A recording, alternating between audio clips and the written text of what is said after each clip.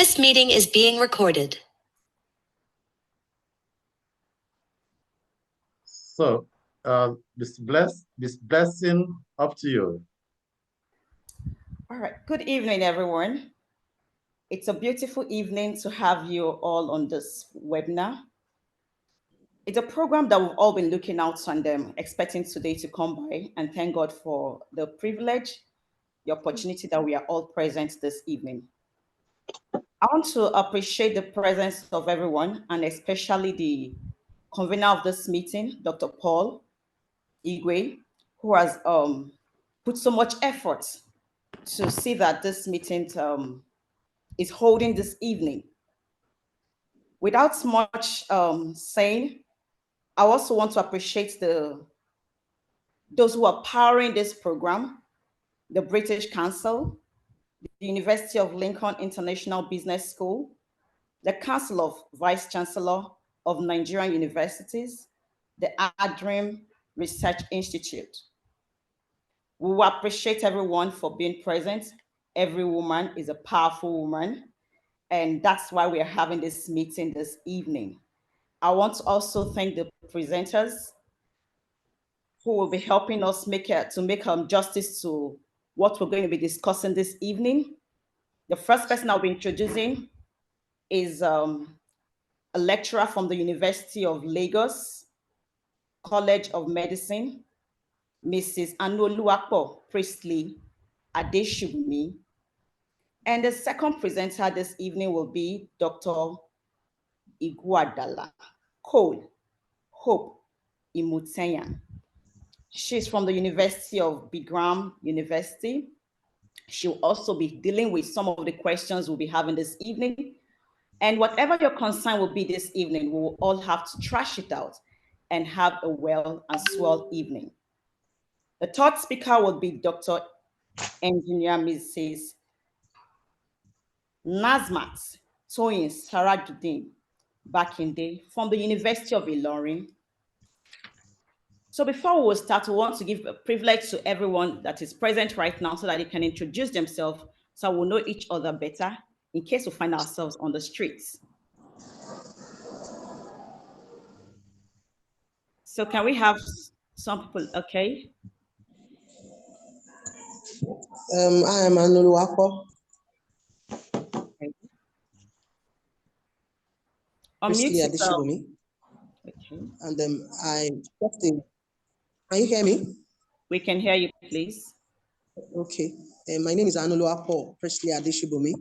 And just a little correction there from Lagos State College of Nursing, Alimosho Igodo. I currently serve in the role of Deputy Head of Department, Head of Nursing Department, Academics, and then Quality Assurance Deputy Lead, as well as Entrepreneurship Project Manager. Thank you for having me. You're welcome. Okay. Do I go ahead, please? Yes, please go ahead, Dr. Hope. Good evening. Yeah, thank you. Good evening, everyone. Good evening. My name is Hope Imoitnia Godala Cole. I'm a lecturer at Bingham University and currently the gender coordinator of the gender unit of Bingham University. Thank you for having me. You're welcome to the program. Thank you. Okay. Hello. Okay, go ahead. Can I go ahead? Yes, please. My name is Dr. Zulaihat Abdulhamid. I'm from the College of Education, Mina, Niger State.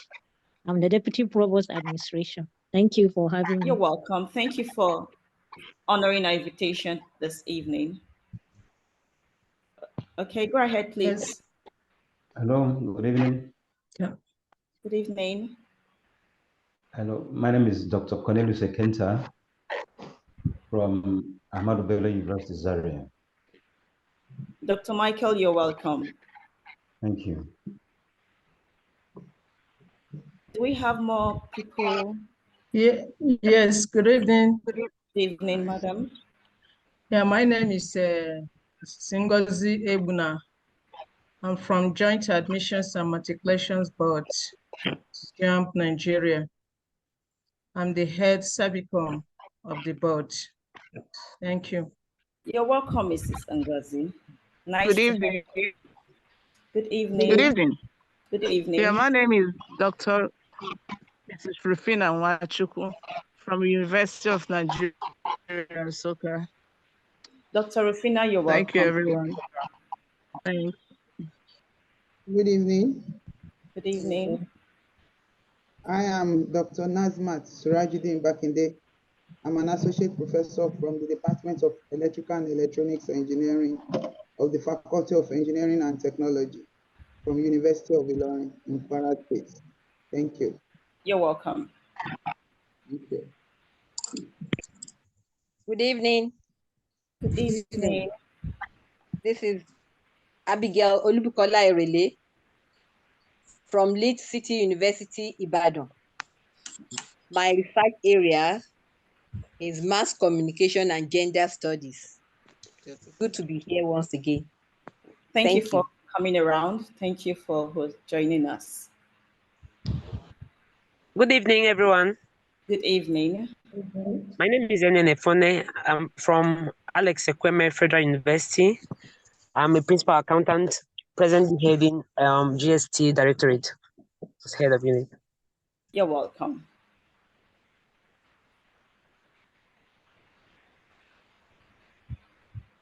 Good evening, everybody. Good evening, madam.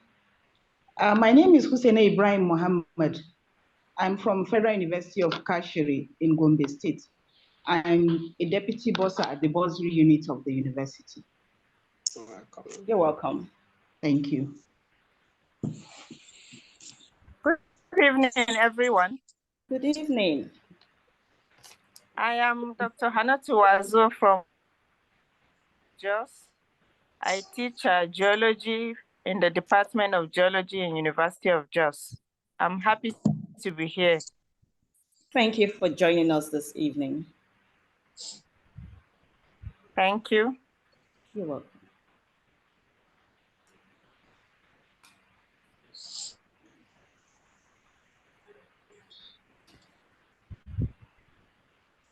Do we have anyone on ground that has not introduced him or herself? Hello. Hello, good evening. Good evening, everyone. Good evening, madam. I'm Dr. Noja Alexander Mary. I'm the Provost, College of Health Sciences, Abubakar University, Ayingba, Kogi State. Good evening, madam. Welcome. How is Kogi State? Kogi State is fine. All right. Thank you for joining us this evening. Okay, yes, sir. Good evening, everybody. Good evening. Yeah, my name is Dupe Allah from Leeds City University. I teach in the Department of Sociology, a gender expert. Nice to be here. Thank you, Mrs. Dupe, for joining us this evening. Good evening. Good evening. My name is Dr. Bakari Mistura. I'm from Leeds City University. I teach in the Department of Sociology.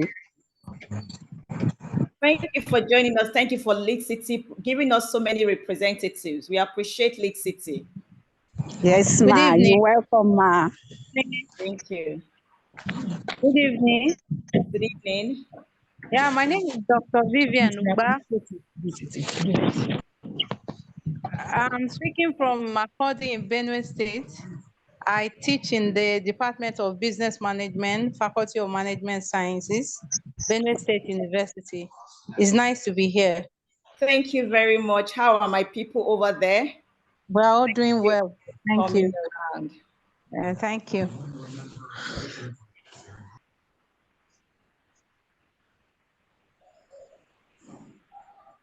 I think we will have to start because we have used like 15 minutes for introduction. Or is anybody that is still unintroduced? Hello, good evening. Good evening, everyone. I am Dr. Ademusha, Sociology Department, University of Ibadan. You're welcome, Madam, from University of Ibadan. We appreciate you for coming around. Thank you very much. Hello. Hello, we can hear you. Go ahead. My name is Belinda Anyao from Federal Polytechnic Nekede, Owerri, from the Department of Mass Communication. God bless you. Good to be here with you. Thank you very much. Thank you very much. All right. I think every other person that has not introduced him or herself should please put it on the chat box. We can still go on and be doing that after our first session of discussion.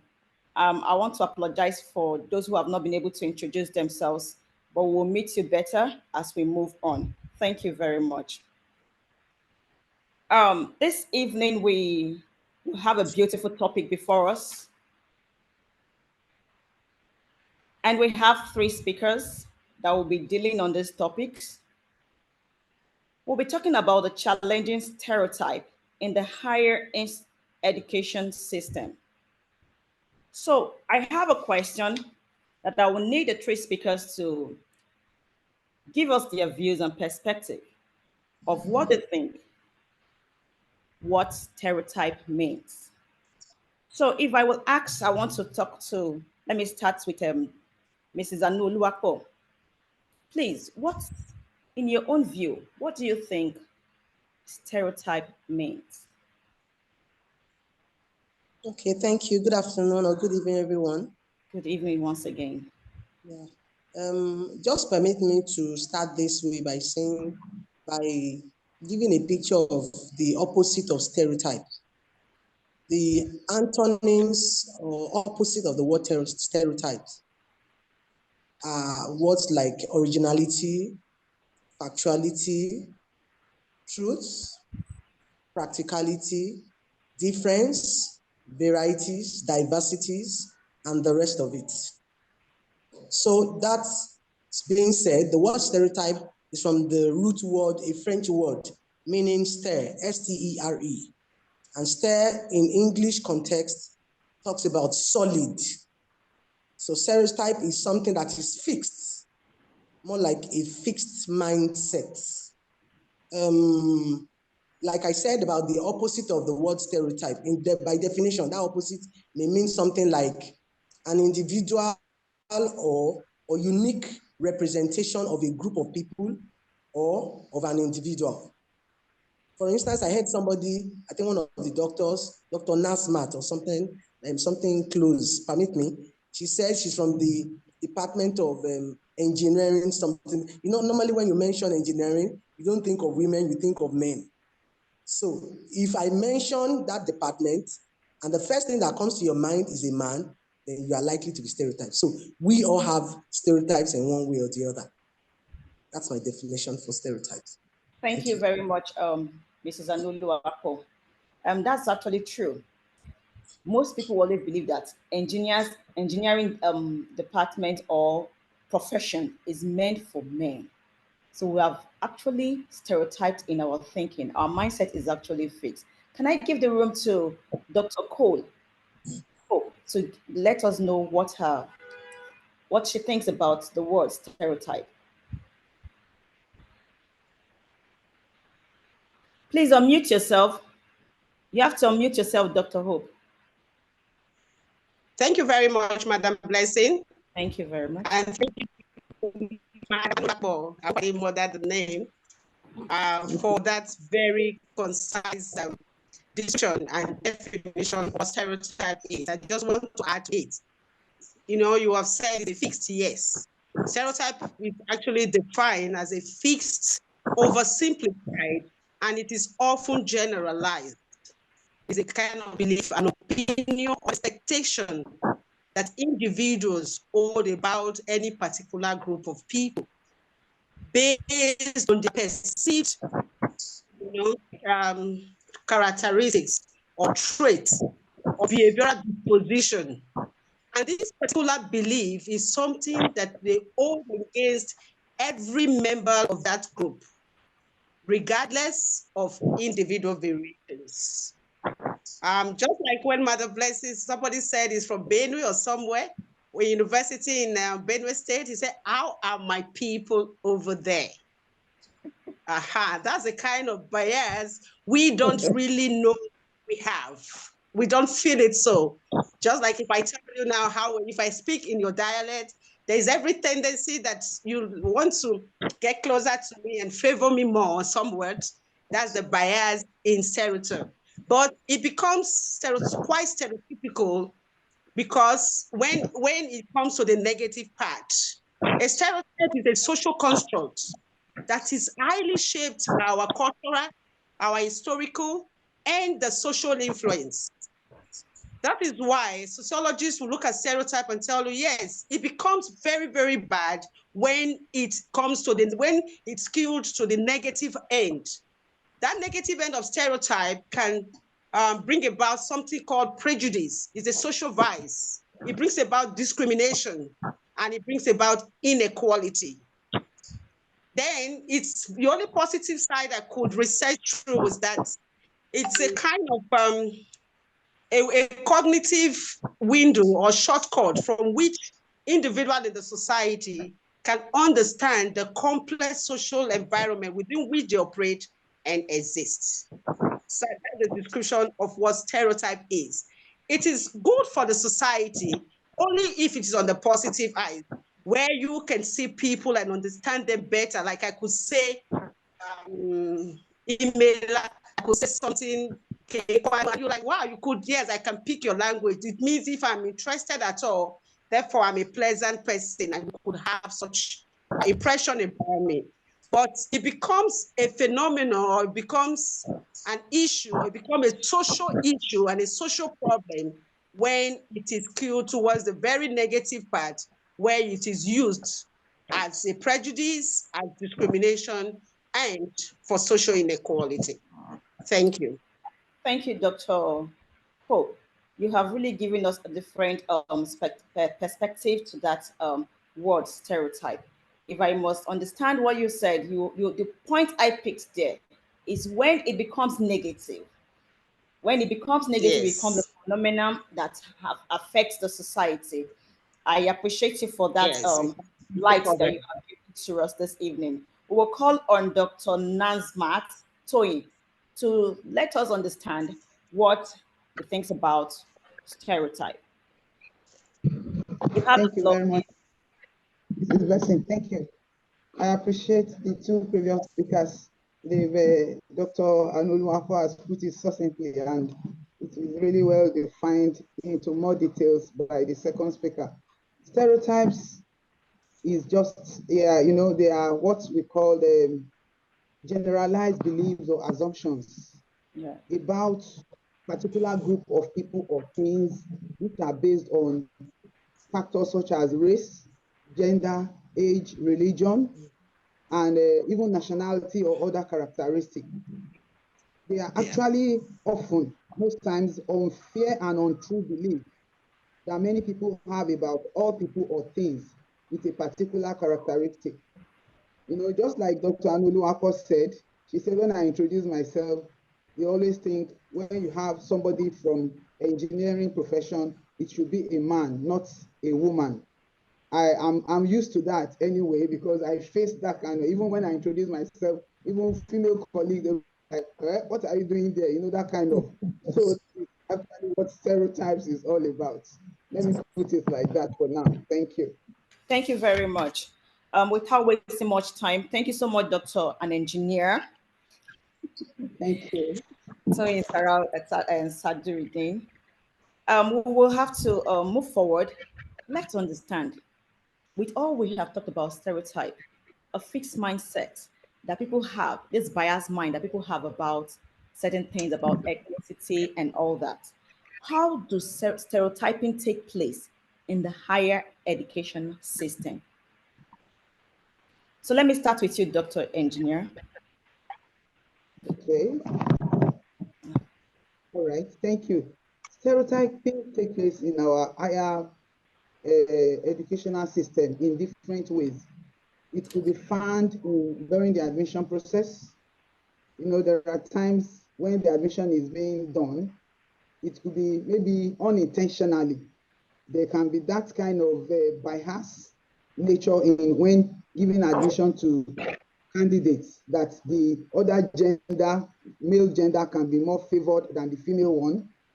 It could even be even during employment, promotion, and even treatment of staff and students of higher institution. You face that kind of different treatment in terms of the gender, the race, or even age-based. So this happens in our higher institution. It could even be during, it could be as a result of curriculum and course contents. Sometimes it can even be classroom dynamics. You know, when you are in the classroom, there are stereotyping can affect the interaction within the classroom. Students may be judged or treated differently by the lecturers or even their peers based on stereotypes, impacting their learning experience. We experience this very much in our own faculty. That is why in engineering, we have what we call different association, different group that takes care of the interest of women. We have what we call Association of Professional Women Engineers in Nigeria. We have for the working class and even for the students, because we know that it is a very peculiar case. You can have some issues at times. And then because we are very few in that profession, we also have some specific issues that needs to be taken care of. So it can also even be the experience that the students have, which can influence the way they relate on campus, social interactions, extracurricular opportunities, and access to resources. These stereotypes can affect them within the university or any higher institution of learning that we have. Thank you. Thank you. Thank you so much for the answer you have rendered this evening. Thank you for helping us to understand that people can be biased when it comes to even admission, comes to employment, comes to your gender, comes to even your catchment area. You know, all these things that affected our higher institution of learning. If I will call on Mrs. Anuluwako Priestley Adeshubumi, can you please tell us how the stereotype affects impact on female academics? How do stereotypes affect or impact on the female academics? Okay, I believe that female academics is impacted through stereotypes in diverse ways. Permit me to begin this way by saying that, for instance, in talents, when there are stereotypes, okay, permit me to begin with culture. Since many of us, we all have different backgrounds and different experiences, exposures, and bias and all that. So those things, we unconsciously bring them into our various systems or our various institutions and like that. So for the impact on female academics, when those cultural beliefs are brought into the system, number one, it can put a check to creativity. If a woman has something, a good idea, because somebody is biased that how will a woman fulfill that role, then they lose the opportunity and the potential that is resident in that individual or in that person or woman. Additionally, I think I read somewhere that nowadays there are systems or websites that can check the characteristic of an organization or institution, maybe through LinkedIn. So if people want to take up jobs in those institutions, they will go and check their characteristics. How many women are there? How often do people live there?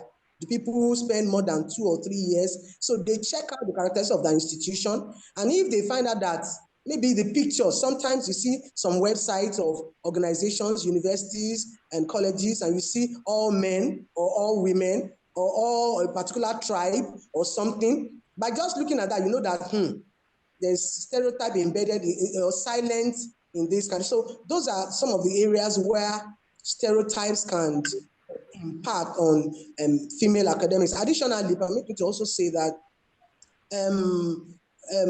in terms of legal systems, where it is taken more seriously, discrimination against gender, it will cost the institution, to cost them money, to cost them a number of things, all in the name of maybe you don't want to favor the woman, or you don't want to, whatever, in our own context, talking about the female. So it's really advisable to let go of the stereotype that we hold, to get the best of brains, to get the best of talents for the female gender of the academic institution.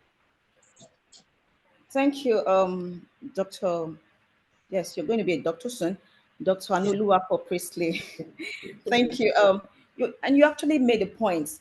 Actually, most of us, out of cultural belief, it has affected most women from participating in higher institution of learning, and it has denied opportunity that has supposed to, be impacted in our system because of all this issue. I want to also give Dr. Hope an opportunity to also add to that question so that we can learn more. Okay. You have the floor, Dr. Hope. Thank you very much, Blessing. To add to that question on how stereotype impact on female academics in higher institutions, is that we know when we define stereotype, we talked about it as having shaped by our cultural, by our historical and social influence.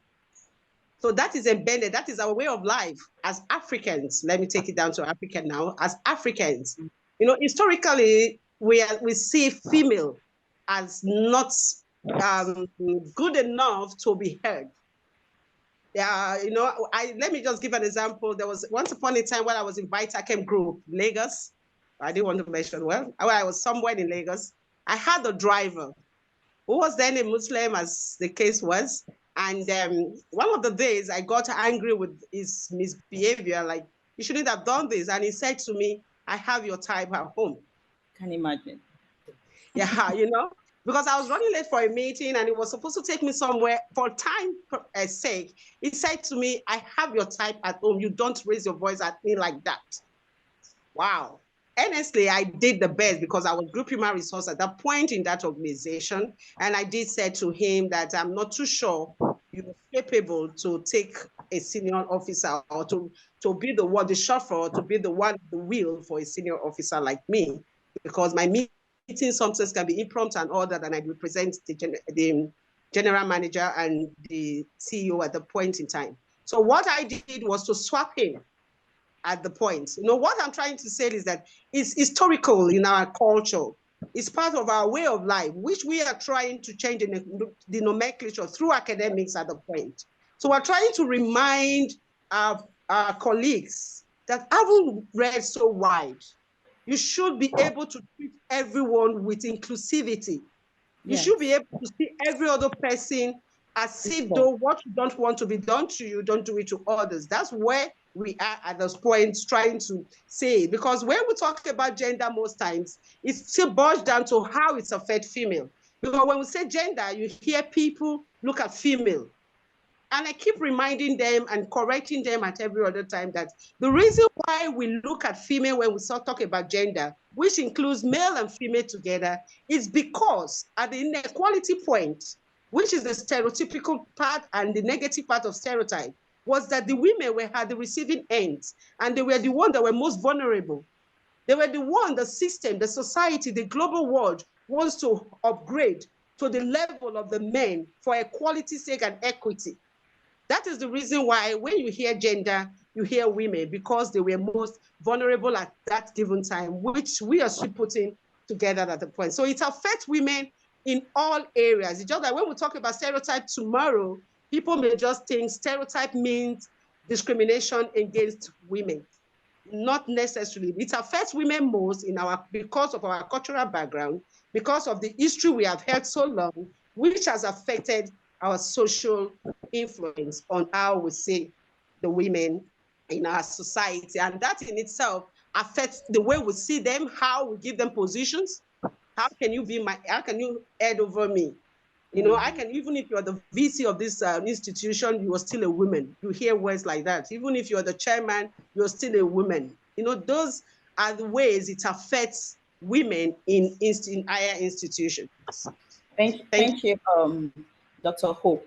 I still have on a chat, Belina Anyanwu, telling us that stereotype occurs even within the department among colleagues. You notice issues like the preferential treatment when it comes to area of courses allocation, which is something you're also letting us know. All these are still existing among us, and we are rightly fighting that there should be an end or let it be minimal. I will still come back to you, Dr. Cole Hope. So let us understand, how can higher education institution create a culture that challenges academics and non-academics to avoid stereotypes or overcome stereotype? Okay, thank you. Let me start with my summary so that at least it will be a point for every institution to go with. To be able to create a culture in higher education institutions that challenges academics and non-academics to overcome stereotypes, it requires commitment. Not just a commitment to diversity, to equity, and to inclusion. And that such institution must be proactive enough, you know, to address stereotype biases. And this can be done in several steps. One, you can have your leadership commitment. Ensure that leaders, including university administrators and faculty leaders, are committed to promoting diversity and challenging stereotypes. Let them even know what stereotype means and what is its impacts, negative impact on your institution. This commitment should be reflected in institutional policies and priorities. That is number one. Number two, diversity and initiatives. You must implement diversity initiatives that promote inclusivity at all levels of the institution. This includes recruiting and retaining a diverse student body, faculty, and staff. You must also try as much as you can, which is not too common, to have an implicit bias training. This is a training that is not common because everyone has a stereotypical mindset that they are perfect than the other. So when you tell someone that we're having a training today for implicit bias, an implicit bias training, you tell you, well, I'm not biased, so this training is not for us. Without knowing that there's some elements of biasness, right, within us. So such training will certainly help people to be able to empathize and see themselves. Then cultural competency training is another way we can curb stereotype in higher institutions. You offer cultural competency training to help academics and non-academics better understand and appreciate different cultures and backgrounds. This can foster empathy and reduce stereotyping. We also have safe reporting mechanisms. In some institutions, you can't report because somewhat, whether attitudinally or in a silent mode, you have this intuitive warning that perhaps your job will be online for it. And as a result, people don't speak up against stereotype. So when we create a safe and confidential reporting system for incidents of discrimination, bias, or stereotypes, it will help us, you know, to curb the consequences of those that engage in such behaviors. We can be able to put them to check. Then we can also have inclusive language. We promote the use of inclusive language in all communications and in all materials. This can help create more welcoming and respectful environment. Let me give you another case study. Once upon a time, I had a boss or a line personnel who was from a particular ethnic, and they just saw the people from that unit to a particular ethnic. And that person would just relate to their local dialect and in one of the meetings, they had to tell me, we are going to sell you. When you finish selling me, please give me my balance, as the case may be. Such issues in such units, you know, it's allowed, or the temptation was allowed because we have a concentrated people from the same ethnic who speak that same language in the same unit, as the case may be. Another point is, or another way we can curb and avoid stereotype is through mentorship and support.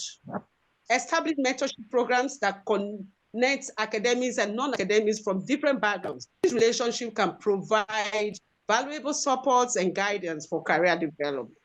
Another case in point is that I have a paper for the conference coming in October. I'm an academic staff. I lecture in sociology in Bingham University, Cairo.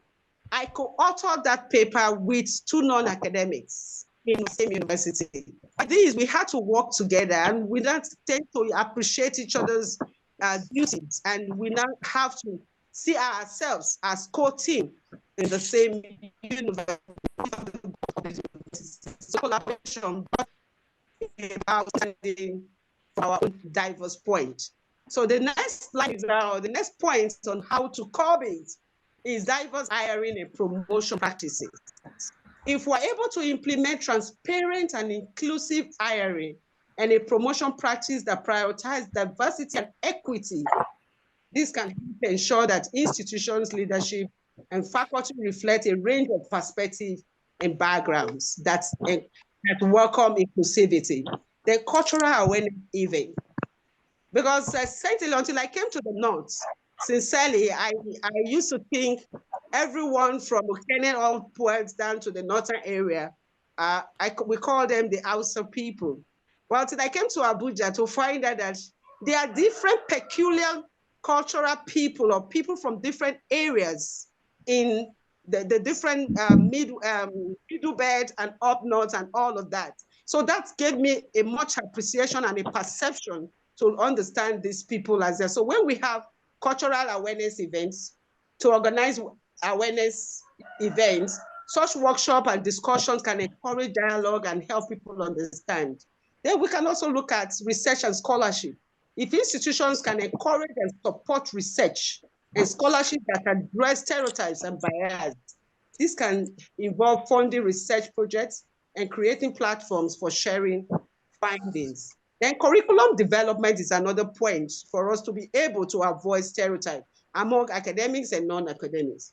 We can review the reverse of the, or we can review or reverse the curriculum to include diverse perspectives and voices. For example, the Sissimans, I don't know how many of us are already adopting the Sissimans. My school we are well on board on the Sissimans. That's the core curriculum and maximum academic standard introduced by our National University Commission, whereby we have 70% of the curriculum given to you by NUC, and you have 30% for which will be your own indigenous, where you can introduce things and issues that talked about biases and stereotypes to be able to take it from that very, very beginning so that you can be able to have a good mindset. As a lecturer, as you prepare for such, you are understanding what stereotype is and see how much you can avoid it. And as the students grow with it as well, they are coming into the society where they would have that knowledge of what stereotype means and how they can avoid it, have gain the knowledge. So community engagement is another point. Then celebrating diversity, be able to celebrate diversity and highlight the achievements and contributions of individuals from underrepresented groups within the institutions. And finally, accountability. It's a very good way to avoid stereotype. Hold individuals and departments accountable for promoting diversity and challenging stereotypes. Establish clear goals, metrics, and regular assessment to track progress. Like Dr. Anolu Akpo said, I'll call you doctor personally because we know you're going to be there soon. So as she said that, there are ways you can find out about some institutions through LinkedIn, by looking at the metrics, by looking at what their characteristics are. That's accountability. You want to see how often do we have staff turnover? How often do people stay back in that organization? Is accountability. If I come in as the head of a dean of faculty, how often do I bring in my type of people from my ethnic or from my language speaking end to that particular department? These are all part of negative discrimination and prejudice, or rather, how that can mar most institutions without them even knowing about it. Allowing such units to run independently without accountability can honestly ruin the good work that is being done at the top. Thank you so much, Dr. Hope. You have really given justice to this question. Knowing that the challenges we've been having in our institution, how to overcome this. You have given us steps to Yes, actually please. follow. And I'm grateful that this seminar is under recording, and we'll also take time out to listen to the recording, because we'll have to go back to our department and ensure that all the steps that have been mentioned are squarely followed up. You know, we need mentorship, we need accountability, we need self-reporting mechanism. The leaders and HODs in each department should be what? Committed. There should be inclusiveness, even in languages, diversity, and promoting curriculum development. All these are very necessary in various departments and institutions to ensure that we overcome stereotypes in our institution. I will have to now go over to meet with Dr. Sarah Judine Bakinde. Dr. Tony, are you there? Yes, I'm with you. All right. Please help us. Have there been progress made towards overcoming stereotypes? Thank you very much, Madam Blessing. Yes, there have been progress made towards overcoming stereotypes, specifically, let me say, in higher education institutions. And I'm going to list some points in which area which we have noted that there have been progress. And part of that is even what this seminar and conference that is coming in October is all about. You see the series of seminars that we had during that period that we had for that about 13 or how many weeks is part of the progress that has been made. And having the of our Vice Chancellor being one of the sponsors of this is also part of the progress. We equally have diversity and inclusion initiatives. Many higher institutions were actively and are still actively implementing diversity and inclusion initiatives that are aimed at creating more inclusive campus environments. This often included effort to raise awareness about stereotypes, bias, and to promote tolerance and respect, and to celebrate the diversity of their student populations, which are always diverse. We have students from different tribes, different race, different religions, and gender inclusive.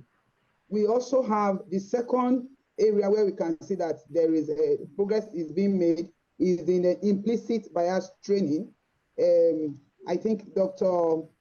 Ho mentioned that also. You know, some institutions are providing faculty and staff with training on implicit bias recognition and mitigation. Please mute yourself if you're not talking, please. Can we please mute our microphones? You can go on, Ma. Thank you. These implicit and bias training programs are aimed to help individuals to recognize and address their unconscious biases. We've mentioned different ways by which we ourselves, we have that bias. Even you, the moderator, they told us that you did it unconsciously, you know, this evening while you were referring to somebody and asking, how our people? Are you saying all other, we other people are not your people? Can you see that? So we do it unconsciously, it's in all of us, but it is just that the extent, the magnitude that makes it to become a big problem. So we have to, there must be implicit bias training, which can contribute to the perpetuation of stereotypes. Curriculum revision is also one area. Dr. Hope has really delved into that. I won't want to mention that again, but there has been progress. CC Mass, we all know all institutions are on their toes and they are working on that CC Mass to ensure that we get that. We might not have started implementing that, but in my institution also, we have worked to a large extent and we're almost through to getting that done. Student activism is another area in which progress has been made in achieving, towards overcoming stereotypes. Student-led organizations and movements are advocating for changes within their institutions to combat stereotypes and promote diversity and inclusion. Within my faculty, I'm going to be particular about that. We have a Nigerian University of Engineering Student Association. In that, every year, this student body, they have their vice president is always a female. even if they have female as the president, it is actually only this year that we have a female as their president. Over the years, even when I was a student, because I'm an alumnus of that great university, but we always have male as the president. But even if you have male or female as president, you must have, is in the constitution, that a female must be the vice. Can you see that? So they always have what you call female conference. That conference is meant to take care of the needs of the female students within the campus. So this is part of what student activism has taken care of. Research and scholarship is also another area. This is to explore the origins and impact of stereotypes in higher education. This research was instrumental in informing policy changes and best practices for addressing stereotypes on campuses. Like I said earlier on, gender, this our conference is a very good one that has been helping in this area. Affirmative action and admission policies. Some institutions were actively working to promote diversity through their admission policies, which can help counteract stereotypes and create more inclusive student bodies. Faculty and leadership representation is also another area where efforts are being made to increase the representation of those that are being underrepresented, those groups among the faculty and in leadership positions within higher education institutions. This can contribute to a more inclusive and stereotype-free environment. In my paper, which I will be presenting in October, I actually looked at female participation in the science, technology, engineering, and mathematics area, which is STEM. And it is being realized that we are grossly underrepresented, not only in engineering, even the science, the mathematics based courses. So it is important to keep in mind that progress is being made in those areas, but can vary widely from one institution to another, depending on what the management and the body of that institution are taking as their mission and vision of the institution. But definitely, progress is being made. It's only we still need to do more. Thank you. Thank you very much. We are really learning this evening. You have mentioned over time that we have to what?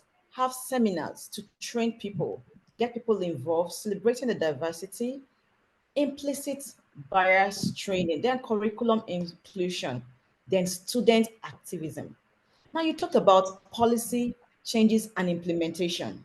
We'll now have to, okay, let me call on Dr.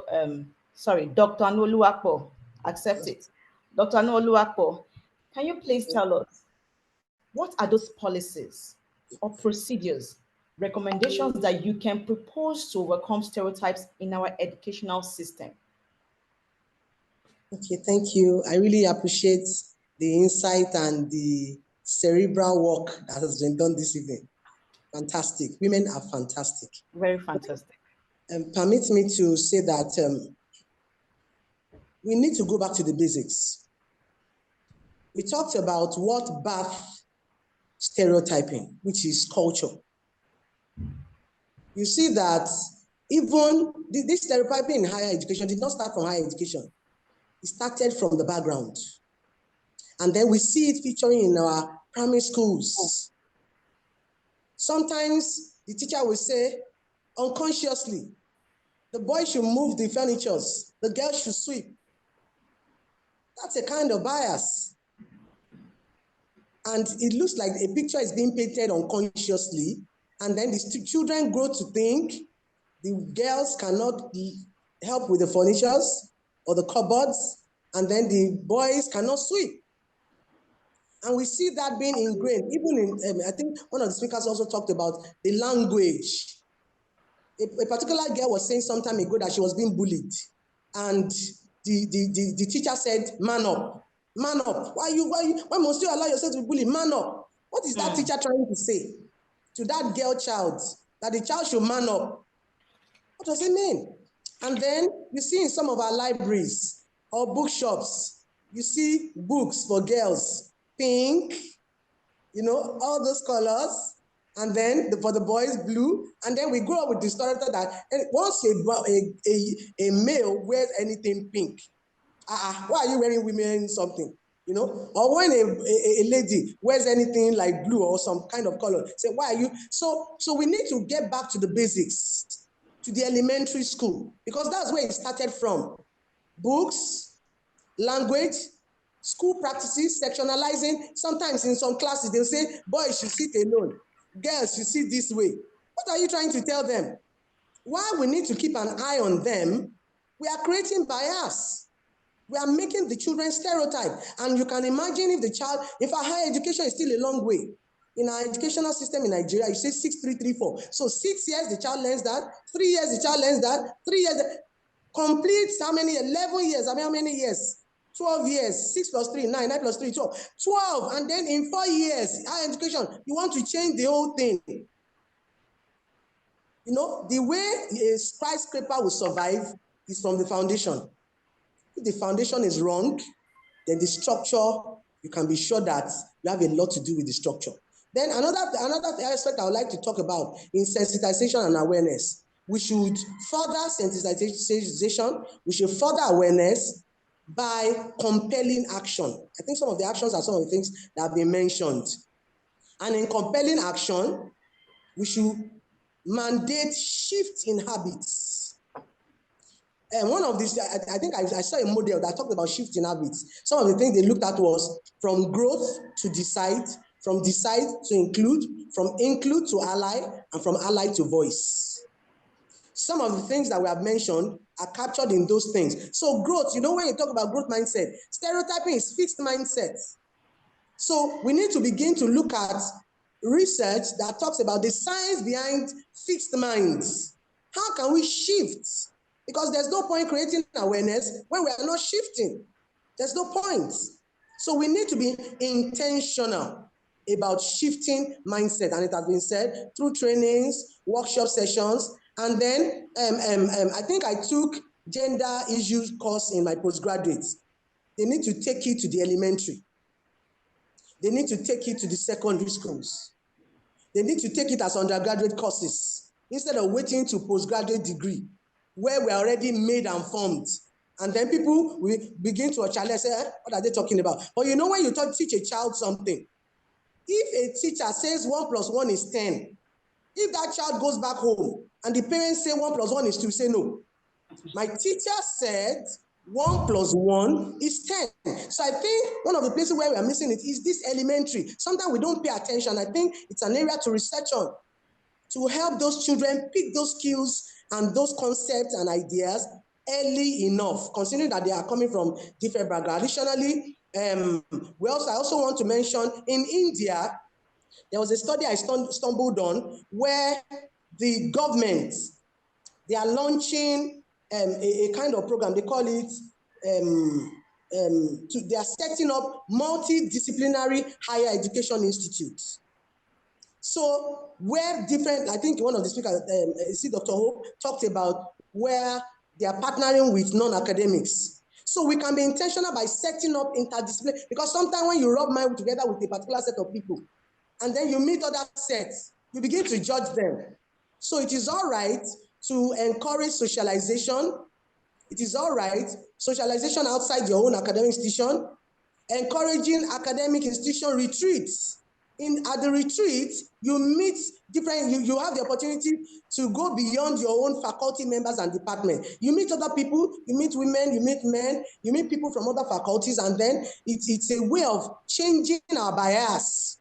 It's a way of rubbing minds together. For instance, like I mentioned in the school, whenever you hear somebody is a medical doctor, I saw the doctor today, the next question the person will ask is, what did he say?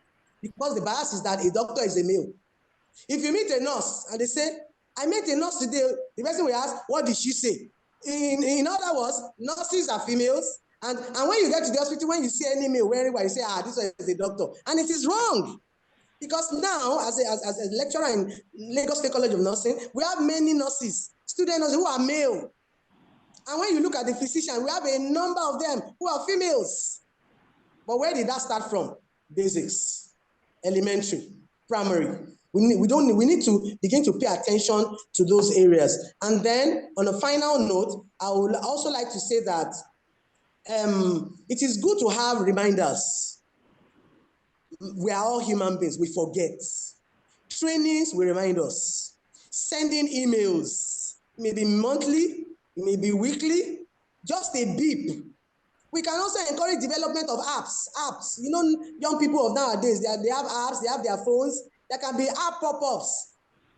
Let go of gender bias. Because all our activities that we are doing, there are many things on our mind as we are here now. Some of us now, as we are sitting here, you are thinking of which food am I going to cook this night to. But with all those activities on our minds, some little things like those emails, like those things can remind us. Workshops. And those things will help us to be on our toes, to promote, create awareness, be intentional, call for action, and accountability, as it was said by Dr. Hope. Thank you. Thank you so much. You have said it all. I won't have to reiterate what you have said. But from the chat box, someone also added, he said, with all you have mentioned, the basic here is application of what we have learned.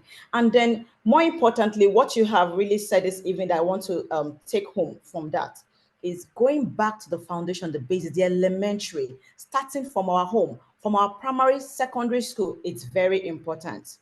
We cannot change all we have learned just in the higher institution. It has to start from the foundation. I will call on Engineer Nazmat to also tell us what are those policies, the procedures and recommendations that you can propose to overcome the stereotypes in our higher Institute of Learning. Dr. Hamza, you have the floor.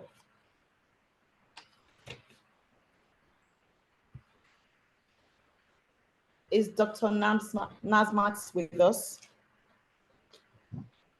I'm sorry, yes, I am with you. Okay, please. Yes, sorry about that. Yeah, Dr. Anoluwapo has actually said so many things about these policies that can be used to ensure that we can recommend to overcome stereotypes in our higher institutions. You see, like she said, catching them young is very important. At home, starting from home, for example, at home, even as a mother, if you have a child, a girl and a boy, we do this thing that when we want to buy toys for them, you buy Legos, you know, all those building blocks for the male, and you buy doll or kitchen sets for the female. What are we trying to tell them?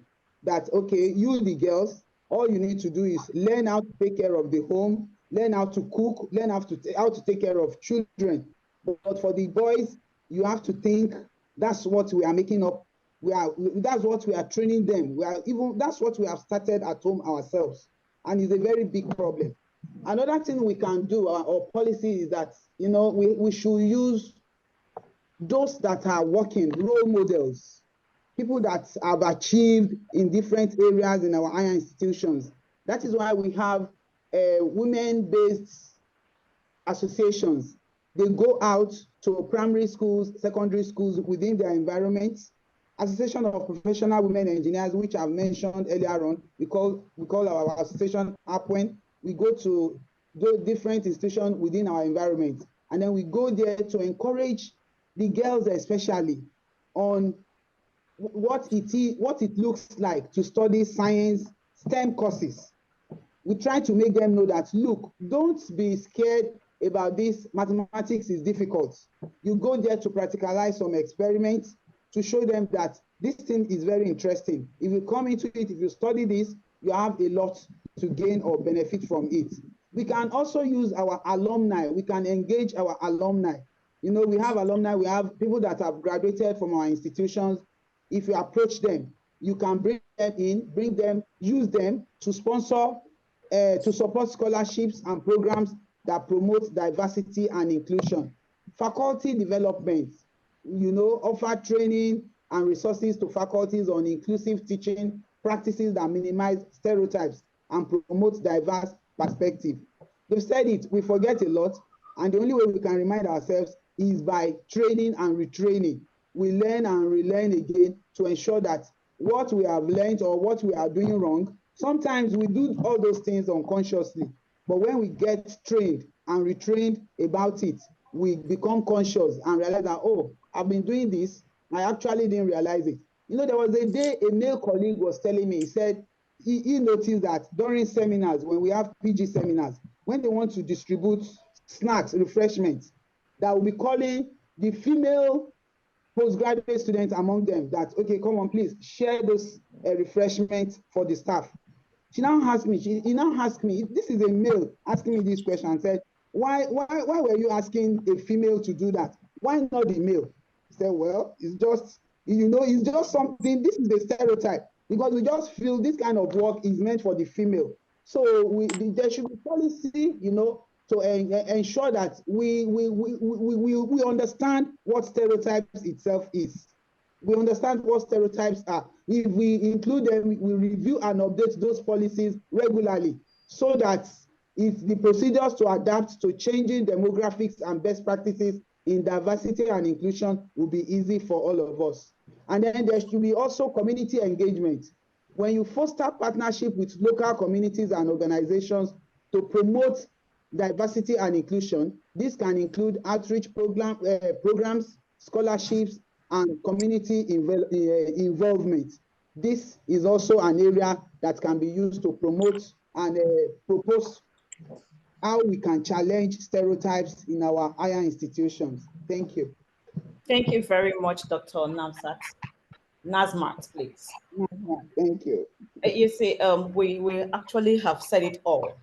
All we need is a consistency.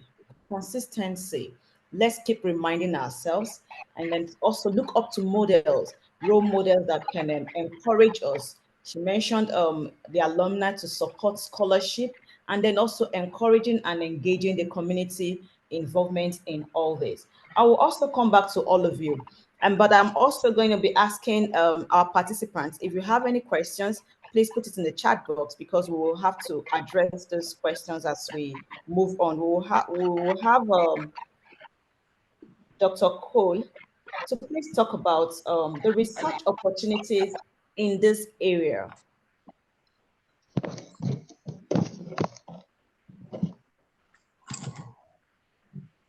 You have the floor, Dr. Hope. Unmute yourself. Yeah. Okay, thank you very much, Blessing, for this opportunity. And thank you, Dr. Anoluakbo and Dr. Shatz. I'm sorry if I have not pronounced your name very well, for the justice you've done in those recommendations. They were quite insightful, and I know that our vice chancellors who are listening to these right now would be able to gain one or two things from what we have all said so far.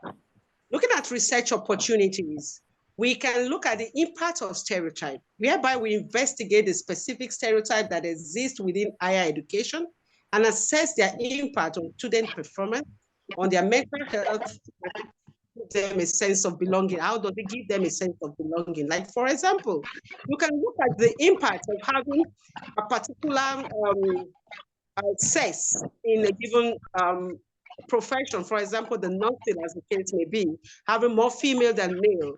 No, at a point you can decide to have a quota where when you have the male, applying to come for nursing, for the fact that a male coming to such rare profession would want to open a quota for them to come in more, so at least we can neutralize that cultural mindset, which has over time, been registered in our minds. Because when you see the picture of a nurse, you're seeing a female picture, and when you see the picture of a physician, you're seeing a male at that point. But however, I think there's a progress somewhat. Let me quickly mention that in the area of global dressing, where you have the nurses wear the trousers across board.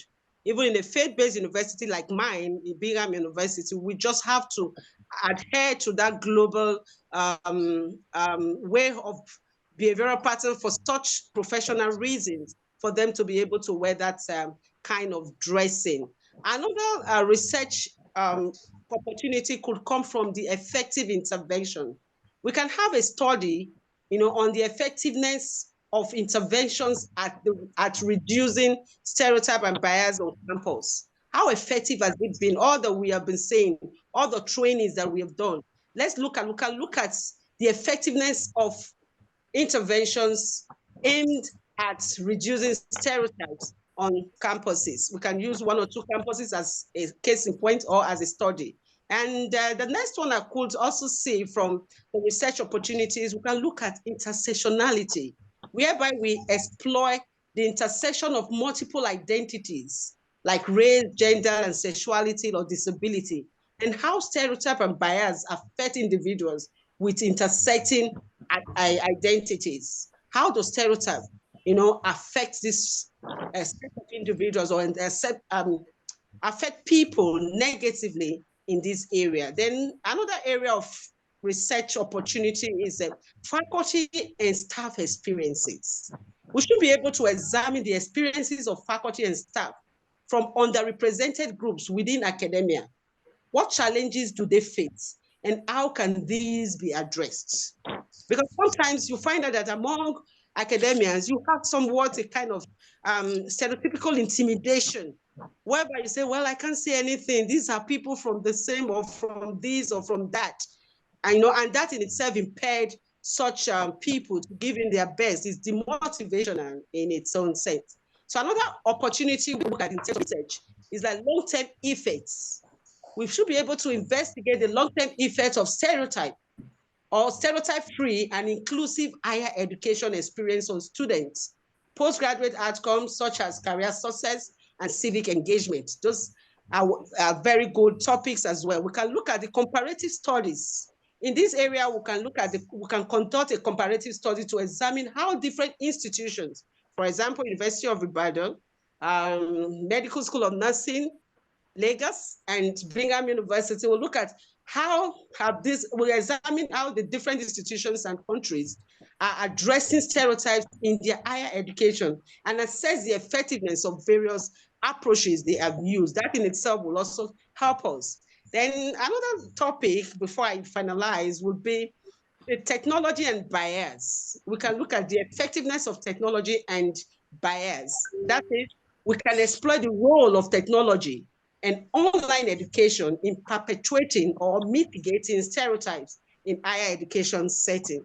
That's a very beautiful topic. And lastly, we can look at policy analysis in higher education, looking at perhaps the theoretical impacts or looking at the evaluation of the impact of diversity and inclusion policies and procedures in higher education institutions, examining their strengths and their weaknesses. So with all these research areas, which is very vital for understanding the complex dynamics of stereotypes in higher education and for developing evidence-based strategies to create more inclusive and equitable learning environment, such collaboration between researchers, educators, policymakers, and students can lead to a meaningful progress in this field. Thank you.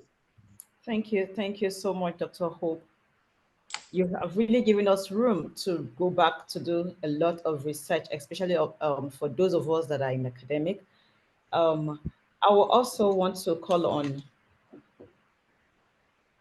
Engineer Dr. Nazmat to also give us light on the research opportunities we can find in these areas. You have almost finished it, but to let us listen to Dr. Nazmat. Yes, you have said it all. She was really detailed in the listing of those research areas. But I have 1 or 2 to add to it. We can have research in the area of mental health and stereotypes. We can investigate the psychological well-being of students and faculty who experience stereotype threats or microaggressions. We can now develop strategies to promote mental health and well-being of those that are involved or victims of such.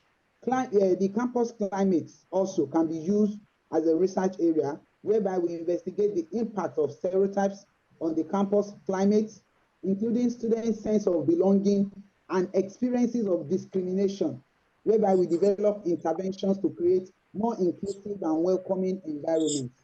The third one is longitudinal studies. This has to do with conducting studies to track changes in stereotypes and their impact over time within higher institutions, especially in response to diversity and inclusion initiatives. We should these stereotypes, researches in this area, we can carry this out by seeking funding opportunities from government agencies, foundations, or academic associations, which can support research endeavors. We should also keep in mind that stereotypes in higher institutions is an ongoing thing and is a very crucial one, and promoting inclusivity and equity in academic settings.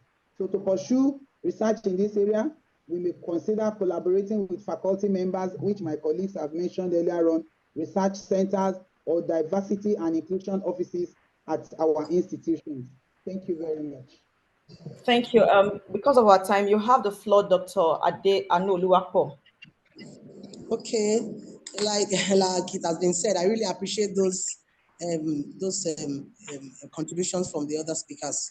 They are very powerful contributions. I also just want to add that I take medical sociology, and it has exposed me to the social aspect of care. Many times in our hospitals, we just think of patients in terms of physical well-being and all that. We forget that there's the social aspect of a patient's life that can also impact on wellness. So having said that, it may be very important to look at stereotypes in terms of our higher education. We call it ableistic society, ableistic, from the word able, A-B-L-E-I-S-T-I-C, talking about unintentional neglect of the disabled persons. You know, when a person is a woman, in quotes, is a disadvantage. When the woman is now disabled, you see that there's a double disadvantage. So I think that's an area that we may want to look at. Look at our educational institutions. Some of our institutions, they are not disability friendly. Let me use that word, special people. You see staircase, that is just the one for climbing. The environment is not friendly for the disabled people. I also work with the deaf. So I do a little sign language. And I've heard about her, but I've not met her. There's one pediatrician who is Dr. Ijoma. She's deaf. And she's a pediatrician. You will wonder and ask me, how did she become a doctor? In our health institutions, what do you call it? In our higher education institutions, there are no sign language interpreters for some of our courses. Recently, an authority in sign language was telling me, University of Lagos, 2 students feel that they were deaf. I think the JAM representative, I don't know whether you know about this case. They feel that they were deaf, but it was not captured. And then they were given admission. And now that they were given admission, they cannot withdraw the admission because they are deaf. So the system had to get sign language interpreters for them to take those courses. So we need to begin to look at some of these areas. A woman, being a woman, number one, maybe the woman is deaf, and that's just an example of disabilities. Maybe other areas, maybe the blind, and so I think these are research areas that we may also want to consider or look at. Having said that, I want to say that our research should not just be done to be published. We need to do action research. We need to do research that would form a base for evidence-based policies. We call it legitimate policies. Policies without evidence are not legitimate. So we need to create platform by engaging with policymakers, active engagement. Some of us in higher education will say, those politicians, we need to also go there to use our research. We have many research work sitting in the library, sitting in the public. Unfortunately, government or political policymakers, they will not go to our library to go and see what is there. They don't have the time. So if there's any way we can bring them on board, if there's any way we can pay them visits, if there's any way we can let them know the need to have legitimate policies with evidence, so that the trial and error will be minimized. It's important to look at that. Conclusively, it has been mentioned, but I think another perspective to confirmation bias, research in confirmation bias. when it comes to gender matters and gender issues. Then areas that have to do with, like it has been said, interdisciplinary research, like it has been mentioned by Dr. Hope. I think Dr. Nazmat also mentioned interdisciplinary research. Then institutions, we can look at research in the area of maturity path. What is our maturity path? Can we measure our maturity in this gender? Can we have a yardstick to measure? What is your own level? How are we faring? I think it was mentioned accountability the other time. So if we have a yardstick for measurement, I think it will help us to know how far we are progressing, to help us to know our level. It will help us to know how far we still have to go in covering grounds when it comes to matters having to do with gender issues. Having said that, let us pursue impact-driven research. Thank you. Thank you so much for this insightful and educative session. You have all made us understood and learned so much. Someone also mentioned, Oluseyi Dada added that, just the way you mentioned, he said that this discussion should include people with disability. And that's very important. And you have just mentioned that this evening. Let's not exclude that aspect. It's very important. Thank you so much, Dr. Cole. Thank you so much, Dr. Anoluwapo. Thank you so much, Dr. Nazmat. I have someone's hand raising hands. Please, we have this little time we have left to ask questions from the participants. Then you will be ready for us to answer our questions. Do we have anyone having a question? Do I have anyone with a question, please?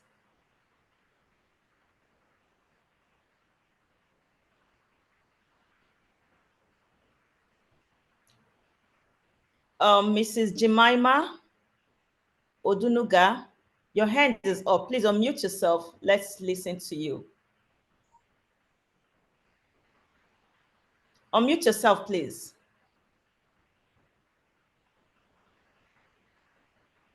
Odunuga, Mrs. Jemima. All right. Your hands have been up. Let's listen to you, ma.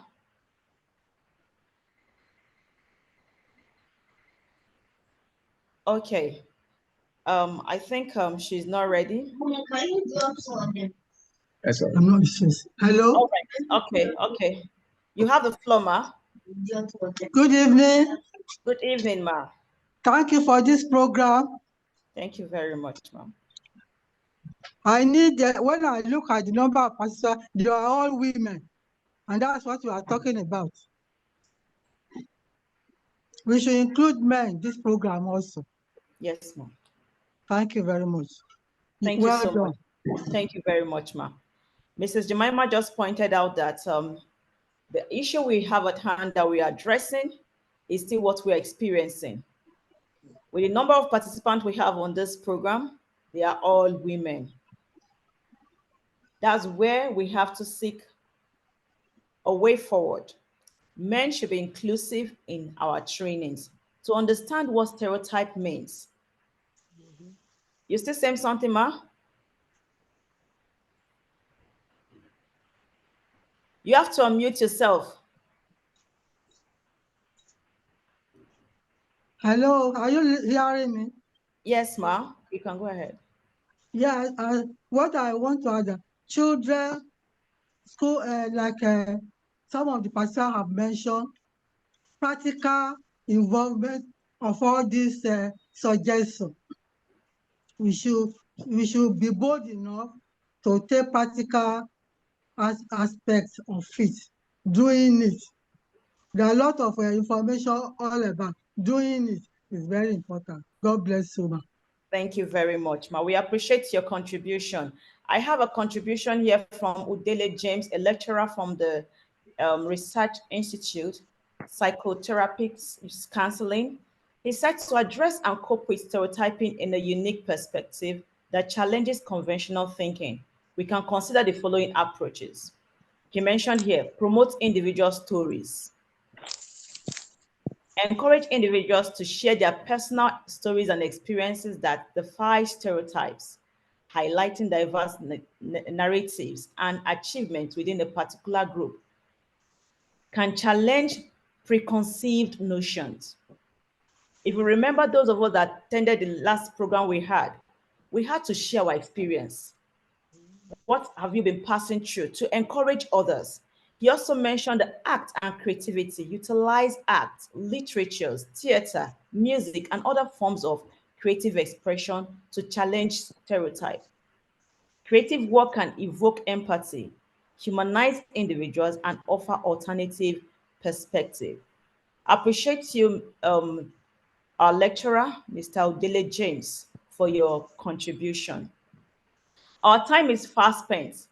I do not know if we have any contribution or any questions for our speakers this evening before we call on Dr. Paul. Do we have any question or any hand? Okay, I can see Mr. Hussein Muhammad's hand. You can unmute yourself and go ahead to speak. You have the floor, Mr. Muhammad. Okay, it is sorry, Mrs. Muhammad. Mrs. Muhammad. Yes. Sorry for that. Good evening, the moderator and speakers. I can see the time is well spent, so I'll be very fast. Mine is just a little contribution. Women are unique in nature. We have a primary role of raising the society. That is, we are supposed to raise the society. While that is happening, we need to bear in mind that we have our primary role to play. So a woman, in essence, has to be super. There has to be an extra in the ordinary. We have to encourage the younger ones to work a little bit extra hard. So it's a challenge, but it's not something that is not unusual. That is where usually this stereotyping comes. By the time you see a girl being a little bit extra, then this stereotype comes to play and she relaxes and she becomes the general many and not special anymore. So I want to emphasize here, while we are trying to break this stereotype, we should as well remember that we should work extra hard to play our primary role of succeeding in the home front. We are responsible for producing citizens, good citizens that should form the society. Our failure at home is failure to society, failure to the nation, failure to humanity as well. Thank you very much. Thank you very much, Mrs. Hosanna Mohammed. You have said it all. It starts from the home. Failure to start from home, failure in the society. Thank you, everyone, for your active participation. Thank you for making this program a success. I want to thank Dr. Paul Igwe, thank our Mrs. Anoluwapo Adeshubumi, and thank Dr. Hope Cole, and also my doctor and engineer, Nabzat. You have all done beautiful and very educative lecture this evening. I will ask everybody to unmute their, to bring up your video so that we can have a screen. Just bring up your video so we can see our faces. Yes, thank you, Blessing, for a wonderful job. Thank you, everyone who participated in today's webinar. My name is Professor Paul Igwe, so I want to thank you so much. And I think we have a lot of things to take back from this webinar tonight. One particular thing, I like the suggestion about men not being participant of this program. On the platform, WhatsApp platform, we have 495 members. Most of them are men, and this is due to the stereotype we're talking about. Because this project was stated as women in higher education, all the men disappeared. You know, most of the men refused to participate. So fortunately, we have to carry this education more to our universities, to our faculties, and say to the men, this program is not about women, it's about everyone, because we need to work together, we need to build together, we need to capacitate ourselves together. That's the only way we can make progress. If we have policies for women, policies for men in the higher education, nothing is ever going to work. So this forum was created by a project from British Council to enable men and women, academics and non-academics, to collaborate, to also dialogue, but also to formulate ways they can, influence and change things in the higher education. So without taking much of our time, I want to appreciate everyone who have been following this program. Don't forget that all these activities we're doing, you should use it for your annual progression when you're submitting for your promotion. You should use our webinars, use our workshop. I'm not sure there are any other forum you can gain from the wealth of knowledge that we are sharing here. So showcasing on your CV, that you participated in this as part of your continuous professional development. Thank you all, and God bless you. Thank you very much. Thank you.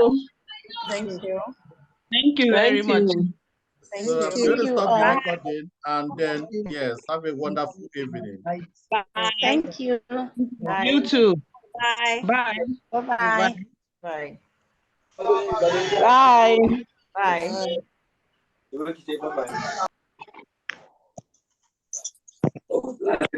Bye.